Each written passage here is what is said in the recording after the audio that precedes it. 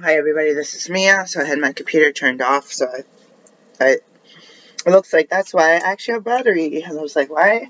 Every time I start my computer, the Amazon Music app comes on, like automatically comes on, which is kind of annoying. But I got one song that I accidentally bought twice on the wrong account, from my business account, so it's not even connected to the music that I play on the app in the car or whatever. You ever do that by Amazon Music? Like a ton of Amazon Music, and then you go to play the album and it won't play it because it's pushing you to the subscription or like similar music. Like, what happened to the song that I literally paid for? Like, my mind's thinking it's like a digital album. It's either an individual song or digital album. You buy the song, you spend $7 on the album, or $12.99, or $1.99 on the song, and then like years later, it's not accessible. It's like, all right, go to this channel that has similar music and play like a mixed, whatever, mixtape. I don't know what to call it. All right, so there was storms last night. This is a check-in video. I wasn't going to talk about that, but I was wondering what was up with my computer. It's a check-in video, and it is everything was closed last night because of the storm. Or my computer, I shut down because of the storm.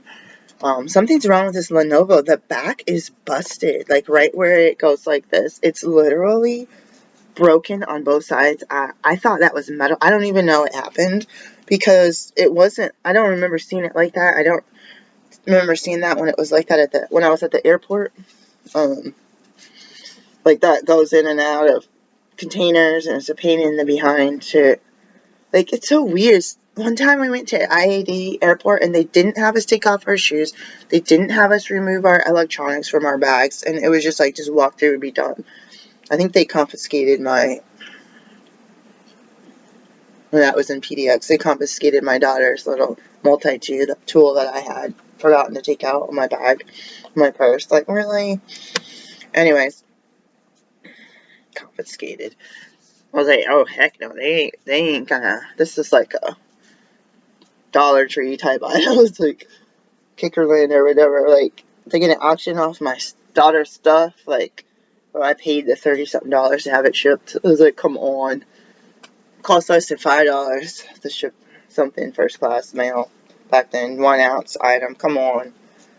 I mean, you could have thrown that thing. You could have thrown it into an envelope, but it would have been not rigid. Or would have been rigid.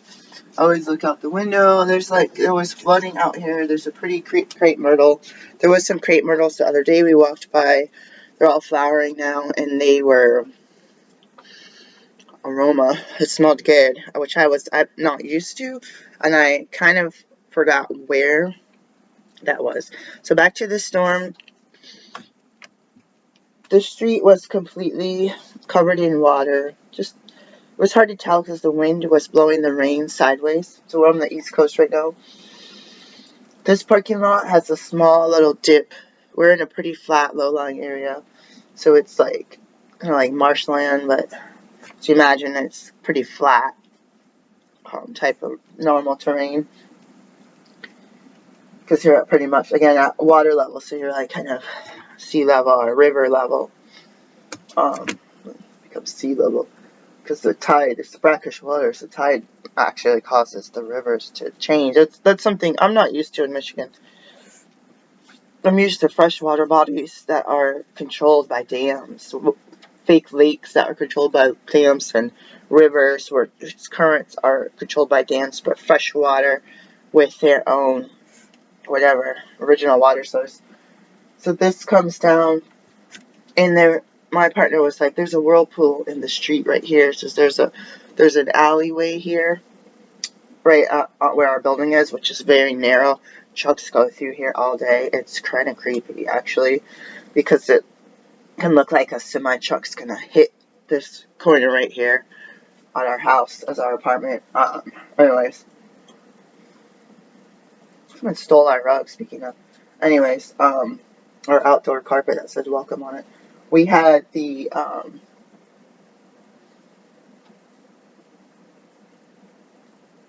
potential ability to go into. We have some plants now. We have some very scrawny rescue plants I'm dealing with in the kitchen window, which my partner set some stuff up near there, so I'm actually able to see out the windows. I feel like they're lower than this one. Most of the windows in here are 5 foot, so it's near impossible to see, to go into the window and look down. But the kitchen one is kind of lower because I don't know, the house is built like the kitchen ceiling is higher. You have to go up 3 steps to get to the kitchen. On the outside of the building, it looks flat. It looks like even, but when you're inside, it's like this. It's really weird. I don't know where that space is coming from. I'm curious in a way to know what it's like underneath us, to see if theirs also does some kind of crazy stuff. But I could see water rushing out, and we have a small step. So you go out the door, there's this much space. If you walk out, cars will be going like whoosh, and there's enough room for 2 cars or 1 big truck to get through, like garbage trucks and stuff. And so if you step out the door like a normal person and go like turn around and lock it or whatever, you'll likely get hit by a vehicle because it's very crowded between the restaurant workers, the other apartments, all of the trucks for the restaurants. There's actually one restaurant that's being remodeled, so it's not even as much activity. The trash truck, the recycling truck. There's been fires over here.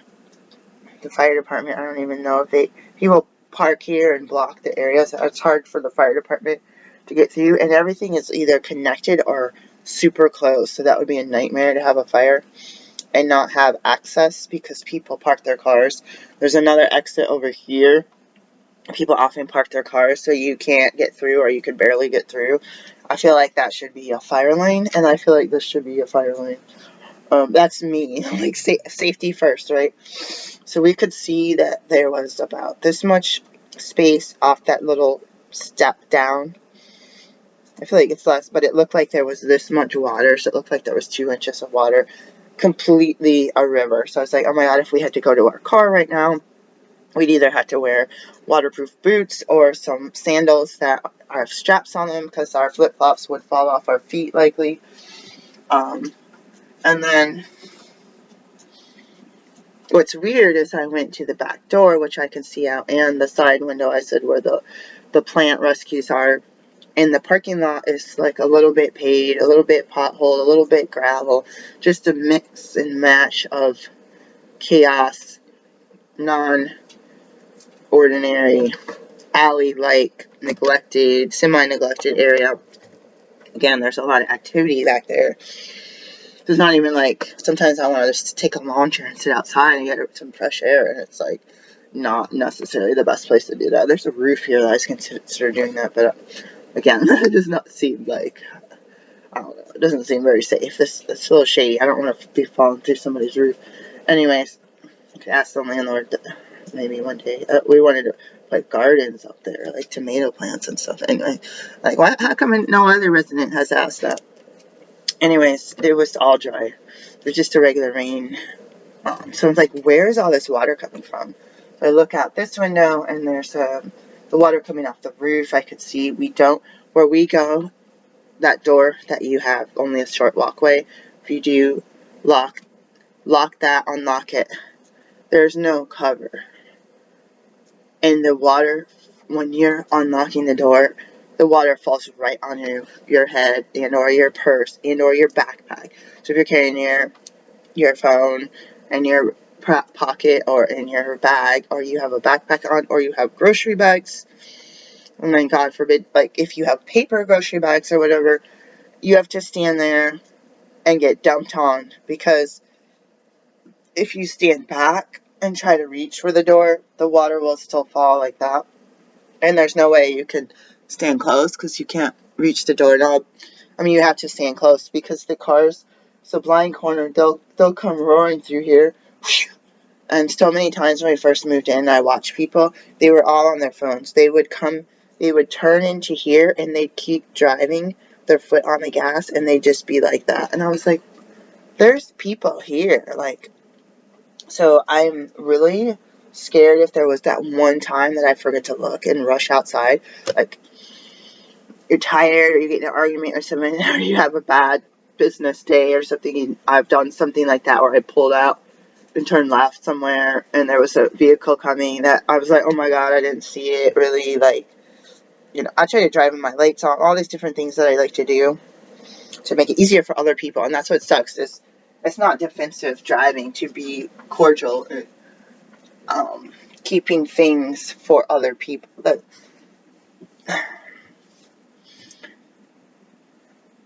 I never really heard the golden rule when I was a kid, but it's like, I always wanted to be like, oh, I need to treat this person so well, and I know part of it is from the way I was brought up, being a scapegoat, 1, a black sheep, 2,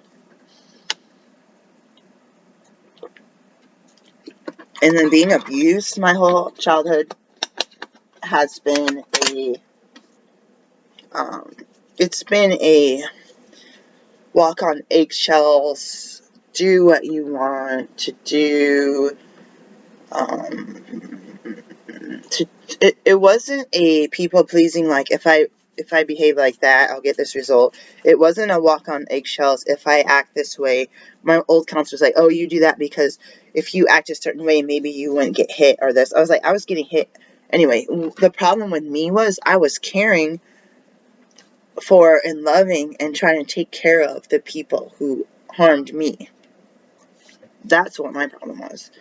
It was like I was so loving and like role switching. Like, I wanted to be mother, my own mom, and make, like, she wasn't doing stuff. She wasn't getting up in a timely manner and getting dressed. She wasn't getting her lunch. And I was a little kid, and I'm like getting up, making my breakfast, making my lunch, making her lunch, and then waking me, get in the shower and starting to get dressed and go wake her up so that she's dressed in time so that she can go to work. And so that I can either get on the bus, that 7-Eleven was my bus time, or if she worked at a certain location as a teacher, I could get a ride to school with her. And we all know that none of us want to be late for either the bus and or work, or you know, having a ride. I feel like my partner's going to come home soon. I want to get my tea. I got super dehydrated. We like ran out of these little bottles, even though I have a bunch of regular water bottles. I just had I want to call it an epiphany because it's like a drop jaw aha moment. There's 2 things here. 1, why does no counselor that I have hired ever talk about childhood abuse, full well knowing that me, a naturopath who uses as many, I used to not even use natural medicines. I just saw a bug. Oh my god. I'm going to see if that's a bug.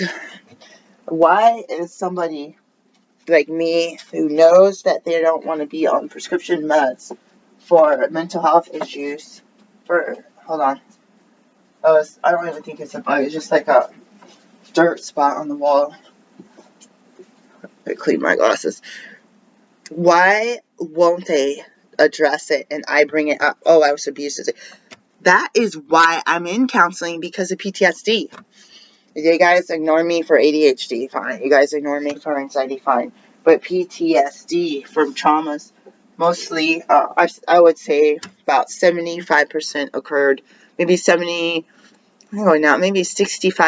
of the abuse happened when I was under 18, and the other, what's the math there, 35% was done when I was an adult.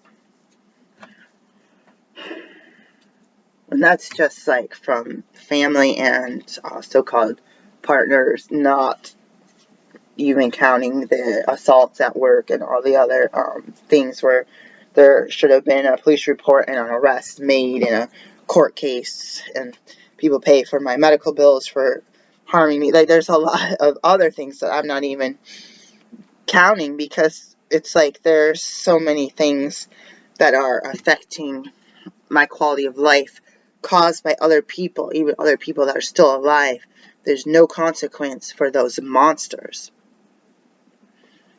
And the karmic wheel for me is alright, I'll be patient. I'm not even going to say anything about the karmic wheel. You can't see my tattoos. It's like my way of saying karma. I'm sure I've showed it to you before. It's not showing up very well.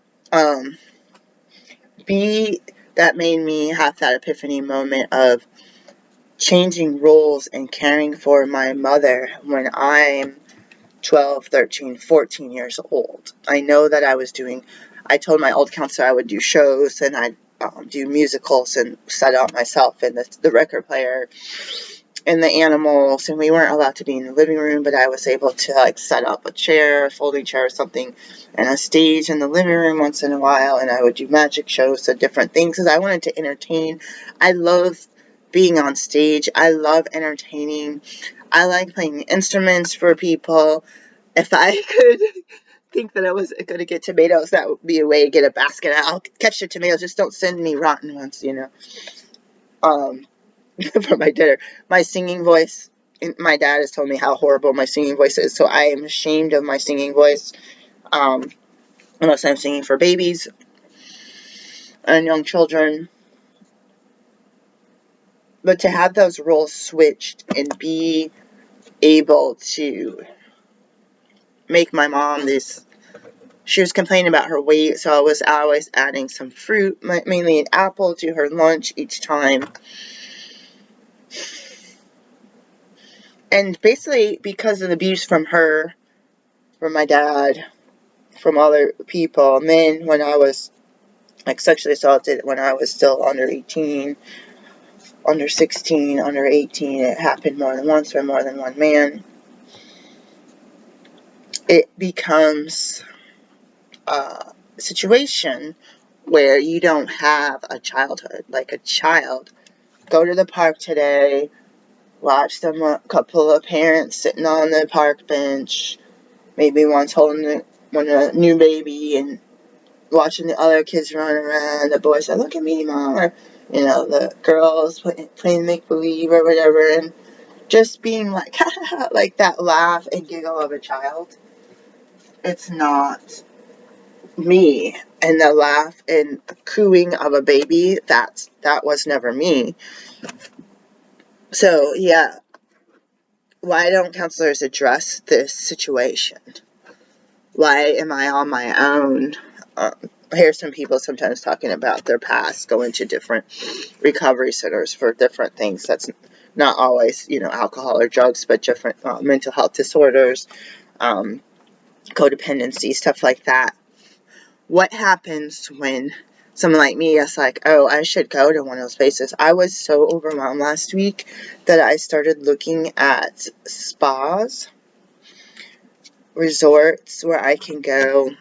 I kind of don't like using the term yoga, but go and get massage, eat healthy food, be able to juice, and stay in a quiet place where you can wake up with the window open, not overly hot, and hearing the birds chirping and the sunshine coming in the window, and being able to sit around a fireplace or a campfire at night, and being able to walk on nature trails and pray and meditate and have a beach and have water activities and have yoga sessions and different meditation sessions and just be zen and go. And especially my back has been killing me, guys. Just being able to just be for a week or two, or even I think a week would, at least 5 days. I'm trying to say I just needed a break. I felt like I couldn't put up with working all these hours and not getting paid and all this stuff one after another.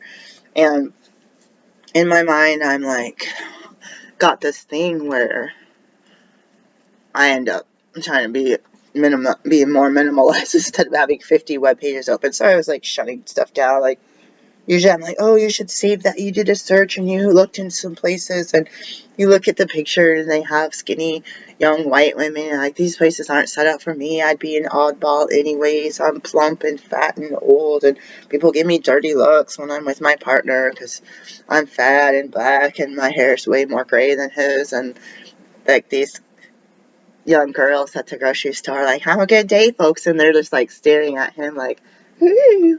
And I'm just the only one to be like, yeah, you too. And I'm like being nice. Oh, that was nice. And then I'm seeing this person.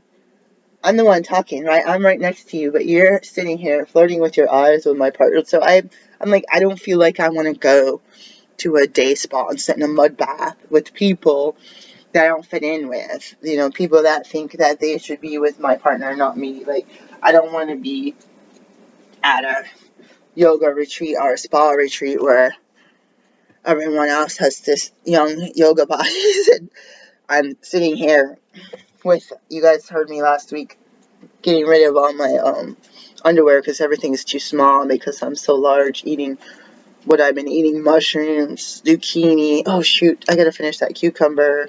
Occasionally I would soak some sweet potatoes and dehydrate those and make a little fry things. Cantaloupe, watermelons, some handfuls of nuts, seeds. I try not to buy a lot of that because I don't have the money. So it's like, how do I end up being the 200-pound, 5'4.5", 5'5" person whose hair won't grow? And it's like, it's not even like it doesn't grow. It's just like there's a band of broken off hair here, and it's like, what gives? I haven't cut my hair. I haven't had a regular haircut. I cut off the dreads that were all breaking off one at a time a few years, like in 2011 or something. But again, that's still, 12 years ago, and I had some real haircuts back in the 90s where they kept saying, we're going to trim your hair so it'll grow. And each week I get a wash and a condition, and they trim it, and each week my hair would just get shorter and shorter and shorter. It never actually grew. I don't even recall having straight split ends. But anyways, back to the story. What do you do when you can't get help? What do you do when you want to go to retreat? What do you do when you want to go to retreat but you can't even pay your regular living expenses? So it's like, you feel like it becomes a downward spiral. It doesn't become a place where you can do something to help your health and retreat and have a sabbatical. And even like a weekend, having a weekend off where I could just like be in a riverfront or oceanfront hotel room and not have to deal with babying everybody, like, except for myself. That would be like, I can even fathom it. And all my mind is thinking, oh, it's going to be $360 a night. God, even if it's $360 for the whole weekend, like, you still can't afford it. Like, if someone gave it to you free, would you even be able to afford the gas to get there? I was like, oh, that would just end up on the credit card, which is a whole nother mess. So what was the other part? The spa day. I'm gonna have to do it. I'm gonna have to make do with what I have. Yeah, that's where we're at. I'm at the collapse. I tried to watch the Doomsday Preppers last night before the storm, and I turned the TV and stuff off, unplugged some of the electronics. I had the Doomsday Preppers, New York. Was it season 2? I can't remember if it's season. I feel like it was season 2. There's one about New York, and I thought this one. There's a different one I saw about New York a long time ago. So this is, I think, the one I saw before, because usually they have at least 2 different sets of 2 complete different stories. This one, they were in New York, and they had, was it 4? I was going to say contestants. 4 people. There was the young lady with the big backpack. There was the pre-med student who had a trainer. They each had a trainer. There was the man with the baby and the wife. Why do I feel like there was one more? So there was either 3 or 4 people. One was aiming for New Jersey, and they ended up crossing the river in some kind of inflatable boat. Someone else needed to get to one of the bridges and cross over. The guy with the family had to, what did he travel, like 16 hours on foot to meet his wife and the baby? This one I liked. He was he some kind of financial guy or something? They showed him in like an office with a whole bunch of people and a whole bunch of dust, all dressed nice. I always like that. I'm like, maybe I should have done something like that. Like, as a doctor, maybe I should be in a crowded place with a whole bunch of other providers and have my nice clothes on, all pressed and ironed, smelling fresh every day. Maybe that's what my problem is. But anyways, he met his wife and baby, and they had, did they have, okay, why do I feel like I watched too many things? I feel like they had bicycles. I think, yeah, I'm pretty sure they had bicycles on the back. They were going to their house, their bug out house in the Hamptons, like undisclosed, because they were saying if there were whatever kind of issue that the people would travel to the west, did you say? So he was going to travel to the east. So thinking of about evacuating the tunnel, or not the tunnel, the city, and then thinking about September 11th, 2001, when they had the bridges closing for a certain amount of time and people not being on the go. So they kind of put in some stats. What did the other so one person went across the bridge. Yeah, this one met up with his partner, and then they got in the car and drove the rest of the way. And then the guy on the boat. Well, my mind was to think there was one more person. I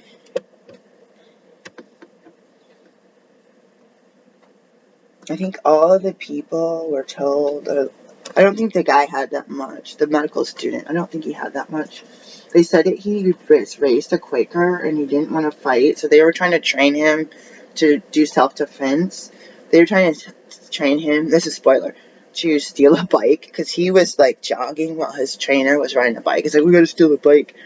And then they had bolt cutters, and then for one of them they said, the one lady who had the big bag that was like half her body weight, they're like, you don't need all this stuff. What did they tell her was a priority?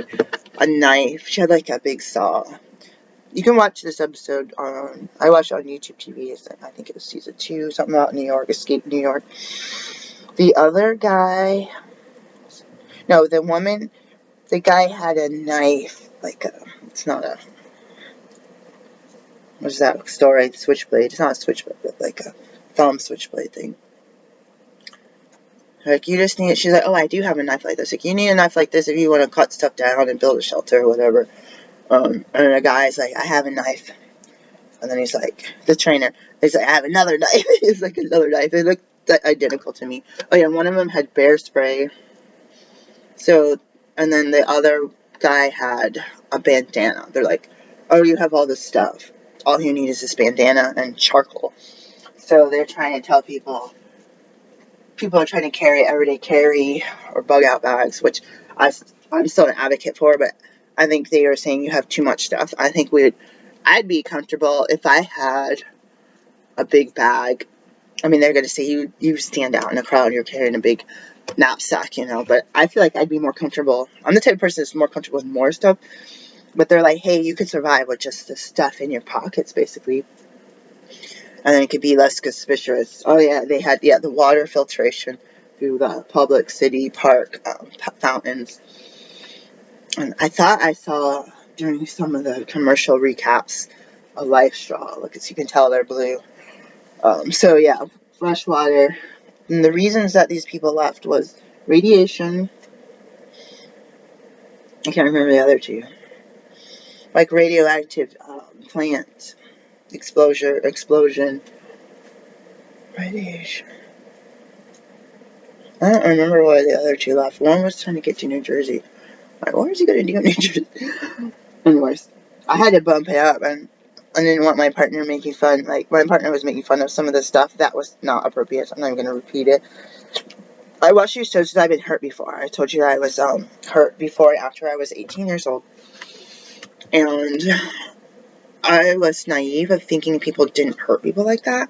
But I also grew up with parents that were hurtful to me. And so that becomes a whole nother thing where your instincts would crave the loving touch that a child gets, the hugs, the kiss, the cuddles, the cleaning up, the feedings, the, burpings, the holding. The baby craves that, and the parents crave that towards the child. The grandmas crave that, especially the parent who birthed the child. If it's an adopted child, there's still the oxytocins, literal hormones, chemical reactions that bond you to their offspring, which are similar but different than the bond that you have with your partner or partners. And so, by the way, it's unofficial. I don't have any science to back this up. I have science that I could look up, but I don't have anything in front of me. But I have a different take on it as the baby craving those gentle care that you get when you're, swaddled, or when you're being rocked in a crib or in a little cradle thing. When I heard a report of a lot of Chinese babies at orphanages being overwhelmed, the system was overwhelmed. They didn't have enough workers. I don't know if they just stuck a bottle in the side of their cribs and walked away. But the babies were dying. And I read an article a few years ago. They were dying because they were not being held. They could have food. They could have their diapers changed. They could be out of the elements. And maybe it's not climate controlled, but it's some sort of place, a building. They were not being picked up and held, and they were dying. I heard this when I was way younger. I don't even know if I had kids yet. And my heart broke. And all I wanted to do was go to China and ask God to provide for me while I go to these places and pick up babies and hold them all day, every day, all night, all day. And I have all these feelings since 2016, a rise of more memories where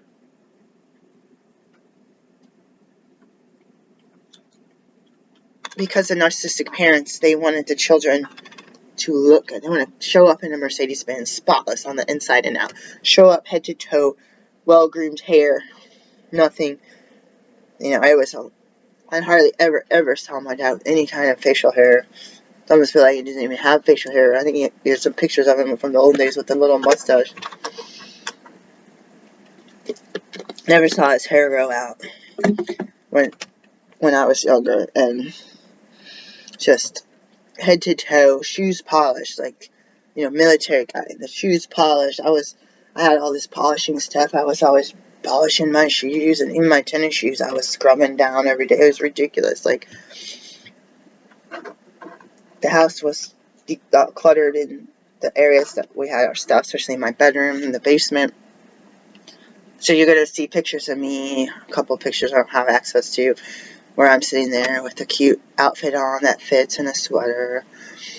Doesn't look old, doesn't look holy. My hair's done up in braids, barrettes or whatever, and I got some kind of cute toy, and I'm in a big, nice, expensive house. And people say, you're taken care of. You're taken care of, right? And I'm like, okay, well, I was being hurt. I was being spanked. I was being abused. I used to walk around after seeing Charmin commercials and put toilet paper in my butt every night. Because I was being hit with objects 7 days a week while I was asleep. Dragged out of bed. It was such a nightmare. I tried to run away once. Parents went crazy. I jumped out my window with some cookies. And then I had my parents lie one time and say I ran away when I needed a break from my dad and went to stay with my friend Heather. And I did share this story sometime.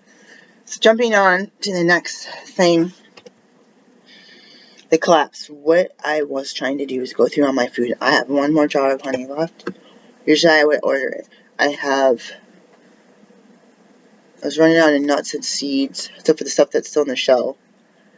I started using my food processor, going through some stuff I already bought. Chia seeds, flax seeds. I recently bought flax, because I thought I had a bunch of flax seeds I couldn't find. I think I bought flax at the Amish market. Olive oil, I had a big can of it. I thought it was going to be, just going to last forever kind of thing. It did not. I actually think there's still some in there. It's just a mess. So I had stuff in containers. I bought some oats and stuff. I never had the money for this stuff, so it was all on credit card. I bought some wheatgrass seeds and some winter wheat or some other kind of seeds. My back is hurting so bad, guys. I got degenerative joint disease really, really bad, and it is unbearable. All this stuff didn't even hurt. It was incidentally found on an x-ray. It didn't even hurt until I was in an automobile accident, and then the diagnosis and the pain between that, my knee, my right shoulder, all this stuff. The weakest part of my body is just got slapped around, and even just chronic 24/7 since 2014. This is annoying. I pray for you guys that are in seriously chronic pain. People that don't make it. There's people that, even the ringing in my ears that no one's addressing. People commit suicide over this type of stuff. This is sad. Anyways, back to the story. I wasn't going to buy anything because I don't have money. My money from my business, I was earning tens of thousands of dollars since January, at least 10,000, and I received about less than $300 from the insurance companies. And I thought if they're going to pay me less, like they usually do, I was expecting at least $3,000. I have gotten denied so many times, or I've gotten it approved, but they say, oh, your account is not set up right. You bill through your clinic, but you need to bill your network as independent part. Like, what? I didn't set this stuff up that way. And they have record of my clinic tax ID number, and I've gotten paid for years, and all of a sudden I'm not getting paid. So they say, oh, we approved it, but we're not going to pay you because your clinic is not in network with our, but like, what the heck? So I have some phone calls I made, so that can be some hope there. I have some phone calls that I can make, that I did make, and I have some more. So that's excellent that I actually sat on the phone. I had to take out time to do admin work. I can't keep seeing patients and not get paid. I can't keep seeing patients and charging $20, $40 copay when the visit is billed at hundreds of dollars and insurance is paying from 0 to 60. That's better than 0 because I need an income. But the ones that are 0, I got some serious problems because even if you work an hour, you want at least minimum wage, whatever job. If you know you're volunteering and you set up a table, say I'm a volunteer and this is the service you're going to get with me volunteering, that's a whole nother story. But when I'm the highest degree that I have, that I could attain to become a skilled and experienced worker in that field, I don't even care if I'm an unskilled and unexperienced worker, you still need a base pay as a physician and as a doctor. And I hate the word naturopath and midwife, but I keep using. I'm basically an indie obstetrics person in Oregon. And it used to be, the certificate was obstetrics. Alright, so let's move on. We went somewhere the other day. I think we went for a walk, and then we went to the store. And my partner's like, you need to go to the store. I said, yeah, no, I don't need to go. Said, how many bananas do you have? 2. And they were turned and spotted. I was like, I had some freeze-dried bananas. I was getting into, I don't have any in here, the freeze-dried packets I've had sitting around that I was buying when I was working in the Dollar General, as a vendor in the Dollar General stores. And the dehydrate, I just said that. I don't have any in the freezer though. So I was like, I don't need bananas. I got this cantaloupe we just bought. I have a bunch of zucchini from the, what did I get? Farmer's market last weekend. Not this most recent last, so the weekend before, some eggplant I gotta deal with.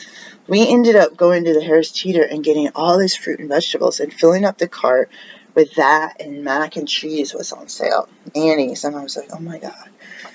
And then we forgot to get the water bottles.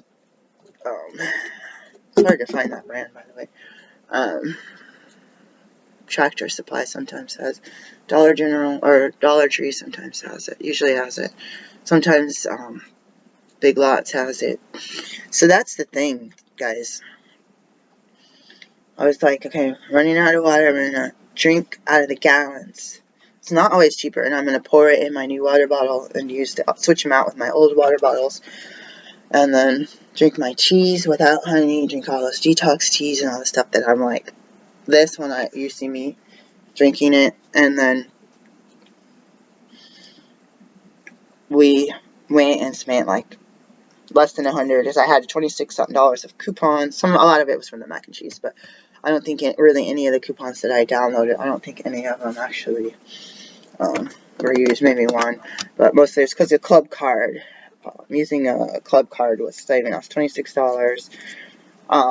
Which is a scam. I just want to pay a low price. You save $26, but you probably paid $46 more than you should have. You know, you have this stuff on sale. It could be higher. The sale price could be higher than the regular prices. In some cases, you could flip up at Walmart and see like on sale 2 for $3, and you could see the regular price 99 cents each. So you would pay $1.98 for 2 before the sale. You see what I mean? It's such a scam, guys. And these people do this on purpose. It's not necessarily that we're all naive. It's just we don't we could be naive. We could just not have time to look at it. We could just not care. We could just be like, I have so much other stuff I have to deal with. You drive around in the country and there's houses covered with tarps on the roof, and you're like, oh my God, what is wrong? Their house is leaking. Oh my God. It's an expensive job. We're worried about, like, you need food and stuff so that you can get home, eat, and be able to get up and take care of yourself and your loved ones the next day. It's hard. So I have the story. I'm always writing stories or coming up with ideas for, like the Wearing White After Labor Day series. So I have put it in my phone. It's showing up every few days or whatever. And I shared this with you before, how to do things when you don't know how to do things. Something along those lines. How do you do things when you don't know how to do things? How do you run a business when you don't know how to run a business? Besides the simple part of looking up the rules. I find especially in Maryland, the rules are very contradictory. The IRS doing your own taxes is very contradictory. I got to deal with, it's the 8th. I wanted to neglect it because I thought it was December 31st. There's a whole bunch of stuff with the student loans. They're going to put it in forbearance. It's going to cause some issues. They're going to give you no tax for certain accounts. I had thought I had these direct loans, but I ended up having these FFALP or whatever they are loans. I don't even know what they are. So they're telling me to consolidate. Someone's telling me to consolidate. Someone's telling me, don't worry about your public service credit. You needed to work full time. So that was one red flag. He goes, I go, won't I lose that? He's like, don't worry about that. I said, listen, after I hung up the call, that is not true. If I was working 3 government jobs, the public service jobs at the same time, so that equaled a certain amount of hours especially during COVID or whatever they said, that would actually count. What if I only have 2 weeks or 6 weeks of public service? Well, who knows? If I only had a board, you guys want to be part of my board? I would have done a nonprofit in 2015. Heck, I would have started a nonprofit in 2000, and I would have worked at that nonprofit, and I would have sought grants, and I would have gone and done work like this HIV, homelessness. I really wanted to reach out to people that were in recovery, because people keep bragging about their peer support specialists, and they talk about how these doctors don't know and they're insensitive.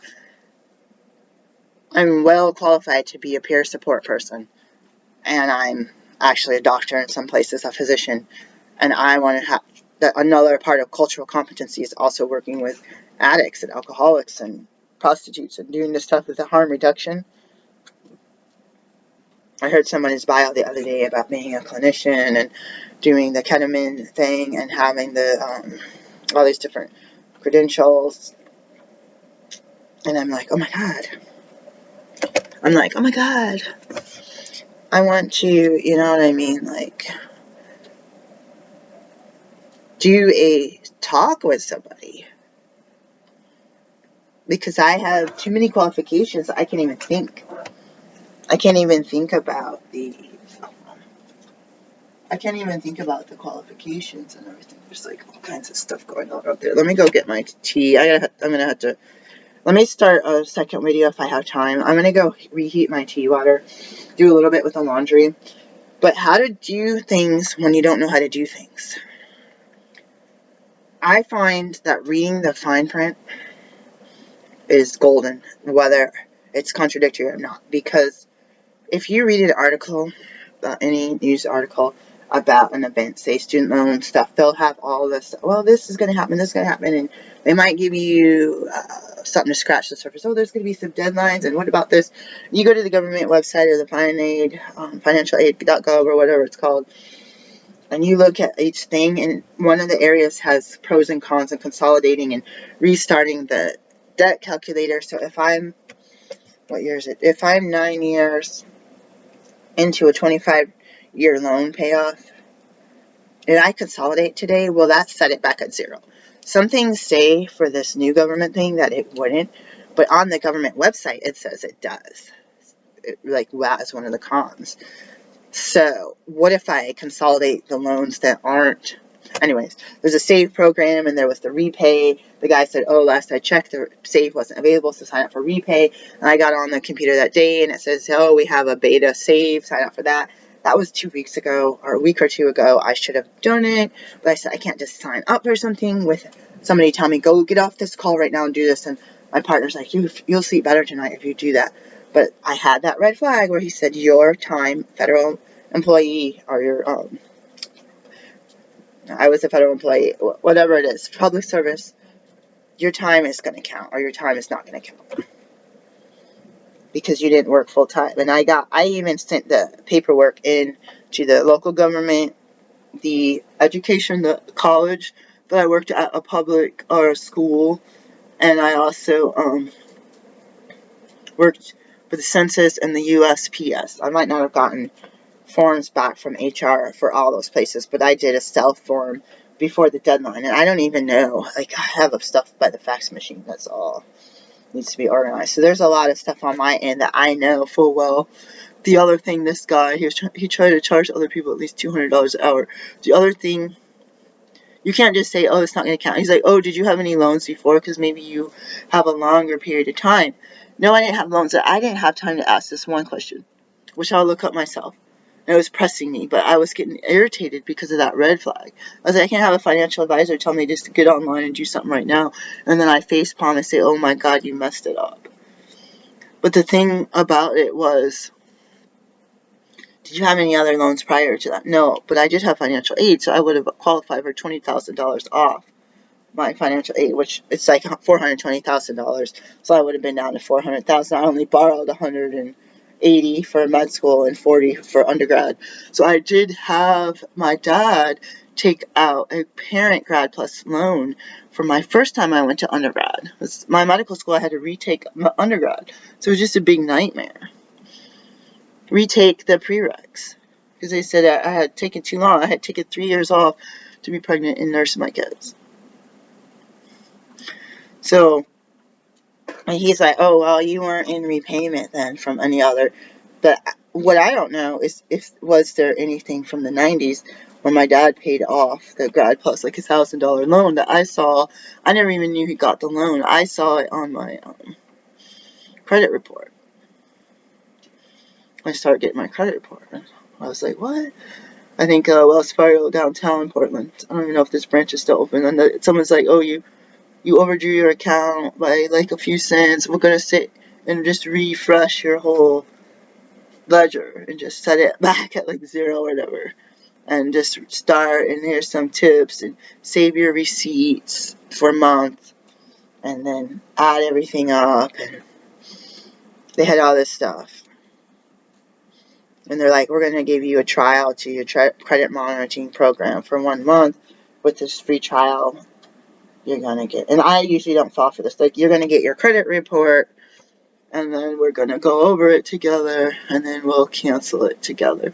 And that was back in the day, so it actually happened that way. And I saw this stuff with my dad's credit on my credit report, and I was like in my 30s, and I was like, what in the world? So be careful if you even have someone else as a signer on one of your cards. Potentially increases your, or changes your credit score, and or associates you with someone else. If they had a delinquent account or some other thing, they can, I don't know, there's some stuff that I never even knew. You can get it at annualcreditreport.com. I believe it's .com. You have to go to that certain website where it's actually free, and it's actually a legitimate company that you can get it once a year free. I don't know if it's still like that, because there's other ones, like freecreditreport.com. I think that is not the one that I'm talking about. It's the annual. What else? I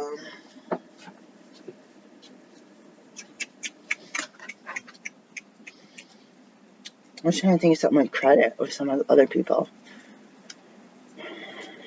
I went to buy a house, and I got yelled at. I got chewed out by Wells Fargo for telling me why I didn't disclose 1 or 2 blemishes on my account. And it was, I've said this before, being more anonymous today, it was a relative's in Michigan, where I haven't lived in Michigan since I technically kind of couch surfed in 2001, so we'll say since 2001. I don't even know if I ever received a piece of mail.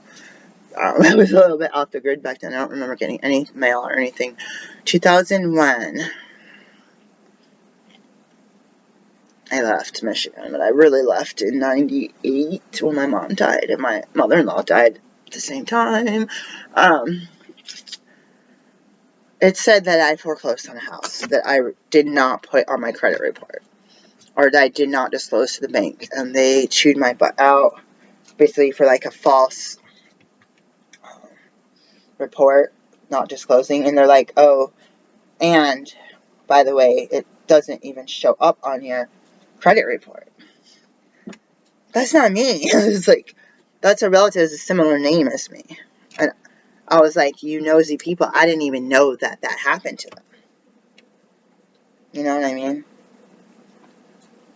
So to end this portion of the video, and to go, it's 8:10, I'm going to go and reheat my water and make some of my morning tea. I didn't get to do my morning routine yesterday, so we did some yard work stuff. I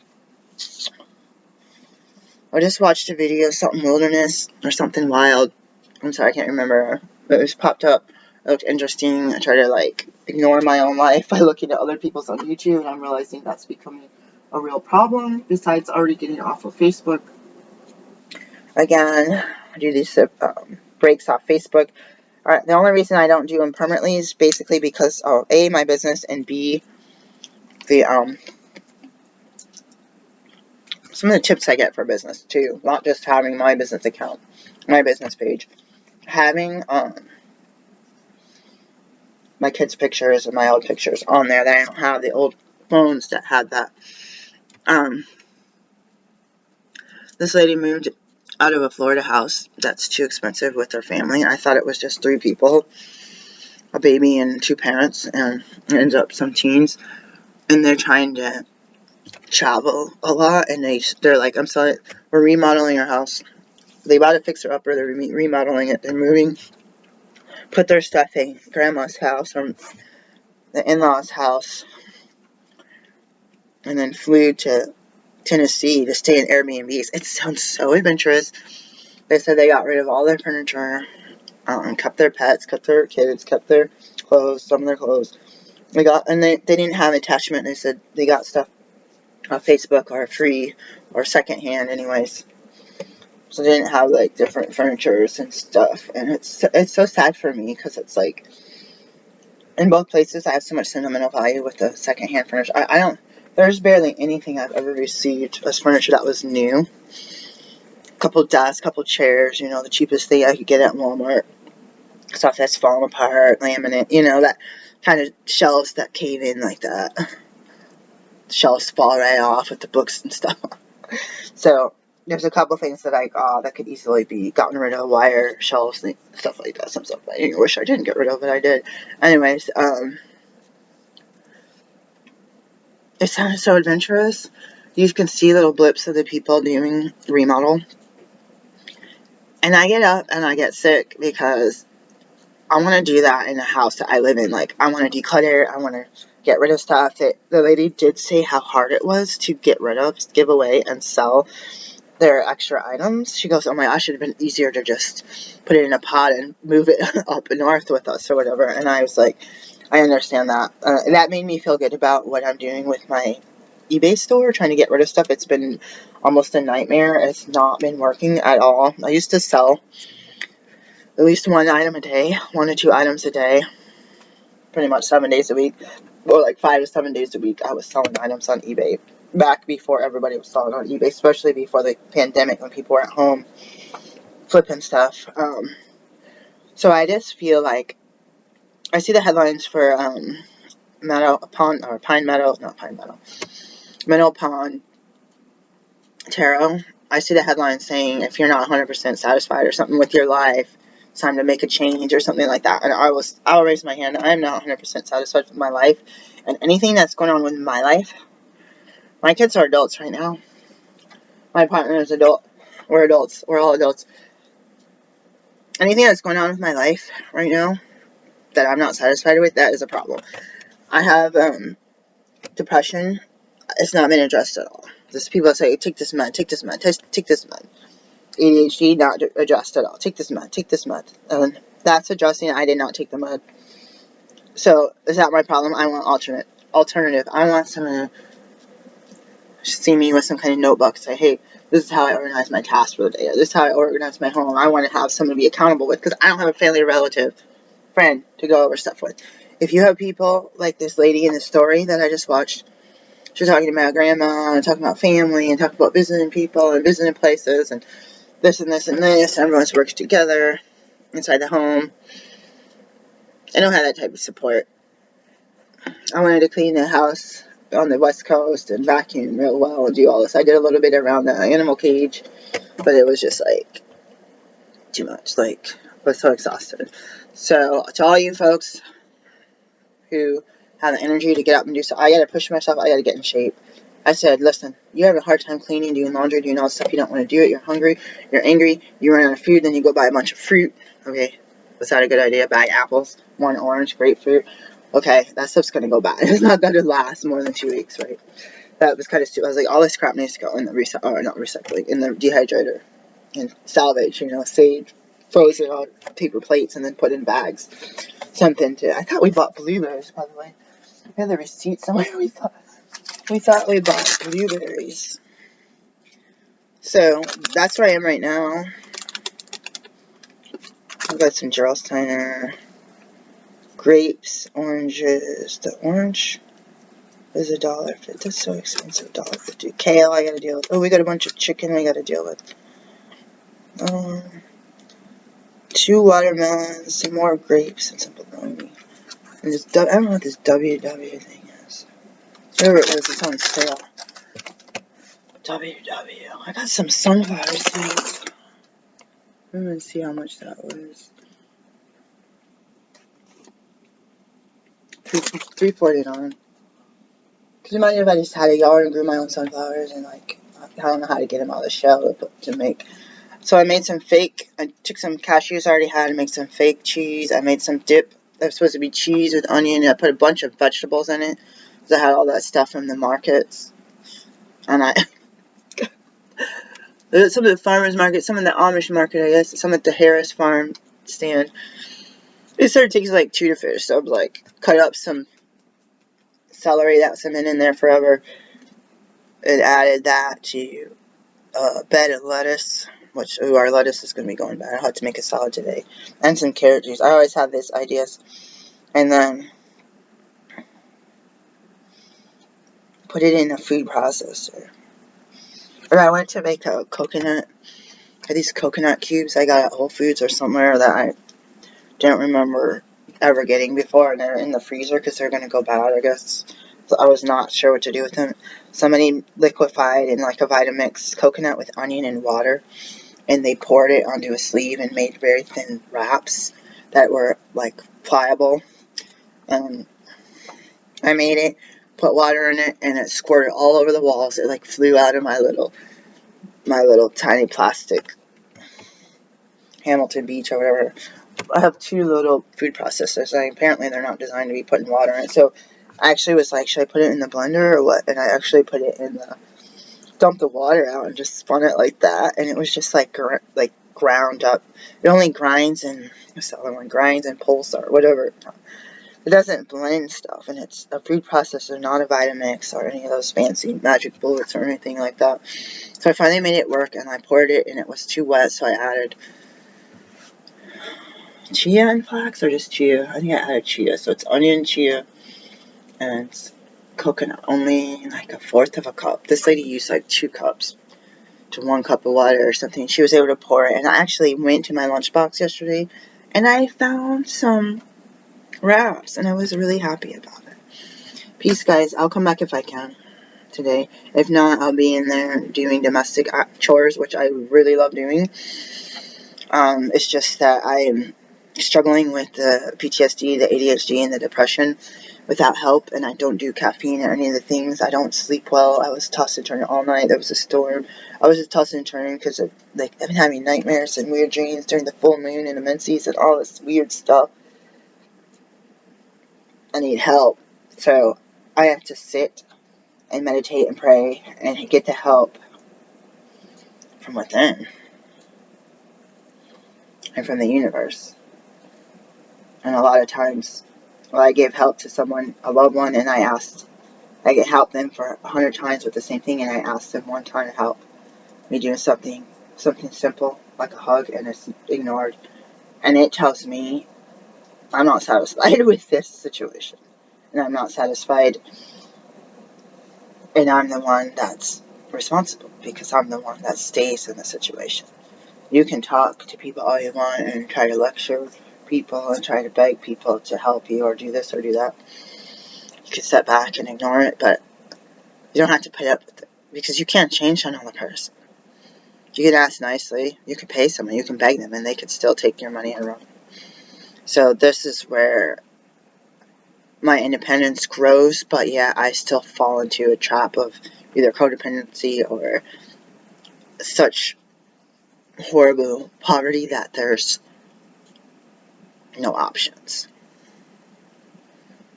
I was thinking what a muck it would be to have all this sporadic income coming in. I'm trying to go to welfare because I fully qualify for any kind of welfare or anything else.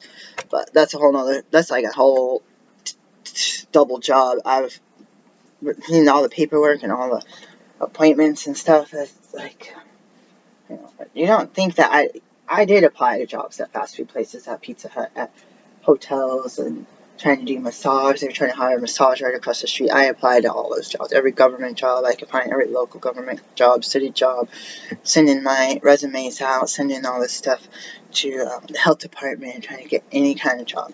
Not trying to just rise up to be a physician. I mean, part of me is like, you probably should have just applied for those jobs, but I didn't have the right note letters behind my name. Again, whole nother story. Hundreds and hundreds of applications. I don't even like looking at Indeed because it shows you how many applications you sent in and how many jobs you got, how many interviews you got. It's pretty much a big fat zero on, not LinkedIn, on Indeed. I say LinkedIn, Indeed, or whatever one you can talk about that has job applications listed. Creepy seeing stuff on Craigslist. Someone's like, oh, I'm an older man, I need someone to come in, be my nurse or something. I was like, I don't know, like, I want to do it because it's, pretty part of the state, but I was like, I don't know. You could always have someone go and check it out with you, and it's not saying that this guy was not legit. It's just, told you what happened. I was pretty naive in the past, and I watched things like other people trying to lose weight and trying to be safe and trying to learn self-defense, because I want to keep my guard up, even if it's a mental part of it. If someone physically overcomes me, but I was aware about the situation, at least I have one step, ahead of where I was last time. And there's a chance to do something. Grab a whistle, this whistle there, Peace, guys.